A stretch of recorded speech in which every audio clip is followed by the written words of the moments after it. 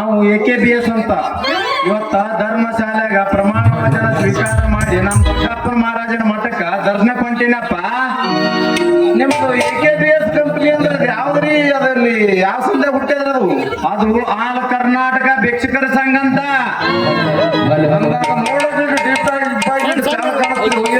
ಸಂಘದ ಅಧ್ಯಕ್ಷರೇ ಹಂಗಾದ್ರೆ ಅದು ಏನ್ ಕೇಳ್ತು ಮಾರಾಯ? ಅದೊಂದು ದೊಡ್ಡ ಕತ್ತಿ ಐತಿ ನಮ್ದು. ಕತ್ತಿ ಸಣ್ಣ ಮಾಡಿ ಹೇಳ್ರಿ ಕೇಳ್ತೆ. ನಮ್ಮೂರ್ ಮಠ ಜಾತ್ರೆಯಾಗ ನಾವೊಂದು ನಾಟಕ ಮಾಡಿದ್ದೆ. ಆ ನಾಟಕದಾಗ ನಾವೊಂದು ಭಿಕ್ಷುಕನ ಪಾತ್ರ ಮಾಡಿದ್ದೆ. ಬೆಳಗನ ನಮ್ಮ ಕುತ್ಕೊಂಡು ನೋಡಿದ್ವು.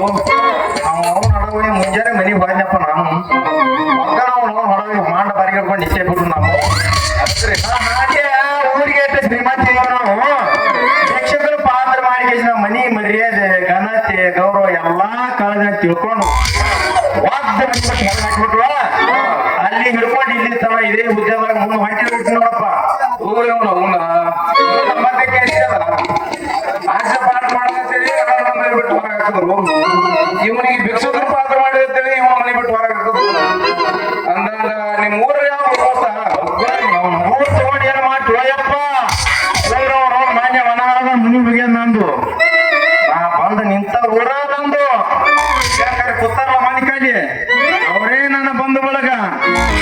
ಬದುಕಲಾಕ ದಾರಿ ಮಾಡಿ ಕೊಡಪ್ಪ. ಯಾಕಂದ್ರೆ ದೋಸ್ತ ಹಂಗಾದ್ರೆ ಹೆಸರು ಹೇಳು.